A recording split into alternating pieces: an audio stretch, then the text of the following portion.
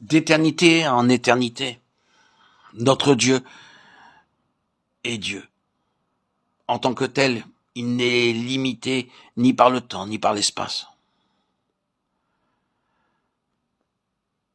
Un aspect particulièrement significatif est que Dieu est le Dieu de l'aujourd'hui. C'est celui qui est toujours maintenant. En d'autres termes, avec Dieu, le concept temps n'existe pas. Cela ne signifie pas cependant que le Seigneur exclut le temps. Cela veut seulement dire qu'il n'est pas lié par lui. En tant qu'être humain, nous divisons le temps en périodes. Nous disons qu'une certaine période, c'est le passé, qu'une autre, c'est le futur, et qu'une autre encore est ce que nous appelons le présent, aujourd'hui ou maintenant. Lorsque nous, êtres humains, nous pensons au temps, nous pensons toujours au passé, au présent et au futur. Mais lorsque nous entrons dans le domaine de Dieu, son temps de référence est toujours maintenant, car il n'a pas de passé, il n'a pas de futur, parce que ce qui est passé est encore présent pour lui, et ce qui doit encore arriver est aussi présent pour lui. Encore une fois, je ne dis pas que pour Dieu, il y a absence de temps. Ce que j'essaie d'expliquer ici, c'est que le temps tel que nous le concevons ne peut pas s'appliquer à Dieu. Notre temps est réparti dans le passé, le présent et le futur, mais Dieu a seulement l'éternel maintenant, un présent, ininterrompu. Pour lui, il n'y a ni passé ni futur auquel il soit assujetti. Dans l'Écriture, Dieu est aussi appelé Yahweh. Ce nom signifie qu'il est éternel, maintenant et pour toujours. Mais dans Apocalypse 1.4, il est appelé celui qui est, qui était et qui vient. C'est un autre aperçu de Dieu. D'un point de vue humain, il nous apparaît comme celui qui est, qui était et qui vient, nécessitant, en ce qui le concerne, l'emploi d'un passé, d'un présent et d'un futur. Cependant, la Bible ne fait usage de ces temps en parlant de Dieu que lorsqu'il est vu du côté de l'homme et de la compréhension qu'il a de Dieu. Car en ce qui concerne le nom de Dieu, il est connu comme celui qui est l'Éternel. Pour ce qui le concerne, il n'y a pas de concept de temps, sauf celui de maintenant. Et ce maintenant est éternel. Par exemple, un père est né avant son fils. Et ce « est » n'est pas seulement vrai aujourd'hui, mais aussi vrai pour toujours. Dieu est le Dieu du maintenant. Il est Dieu maintenant et d'éternité en éternité. Cela est vrai pour toujours. Dieu ne change jamais.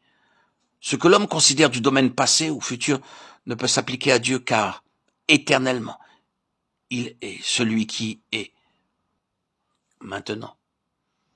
Il n'a qu'une période, le présent. Dans l'épisode de Moïse et du buisson ardent, Exode 3, Dieu révèle à son serviteur son nom. Je suis celui qui suis. Le temps pour ce je suis est maintenant, le présent. L'intention de Dieu, c'était de montrer à Moïse que ce qui concerne sa propre personne, il est le Dieu du maintenant. Sans la foi, il est impossible de lui être agréable, car celui qui vient vers Dieu doit croire qu'il est, et qu'il est le rémunérateur de ceux qui le cherchent. Hébreux 11.6. Tous ceux qui désirent plaire à Dieu doivent avoir la foi. Quelle foi doivent-ils avoir? Ils doivent croire qu'il est « je suis ». C'est l'expression d'une auto-reconnaissance, ce que Dieu dit de lui-même. Il est. D'autre part, c'est la reconnaissance de sa personne par les autres. Les hommes ne doivent pas croire en lui comme en un Dieu futur ni comme un Dieu du passé, car ces périodes du temps ne sont pas liées à sa personne. Les sages de ce monde sont troublés par ces choses, car selon leur manière de penser, ils conçoivent les événements et les faits en leur donnant une connotation passée, présente ou à venir. Cependant, dans la pensée de Dieu, il n'y a ni passé ni futur.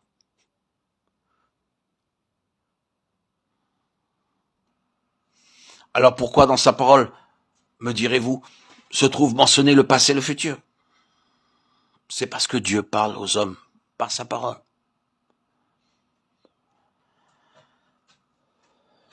Il est tenu de parler en ces termes, car autrement, nous ne pourrions pas le comprendre et délimiter les faits relatés dans sa parole.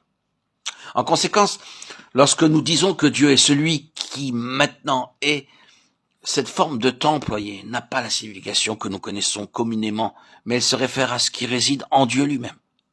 Dans sa nature, il n'y a pas de place pour le passé ni pour le futur. Il est simplement le Dieu qui, maintenant, est. dans cet instant T où je vous parle, Dieu est.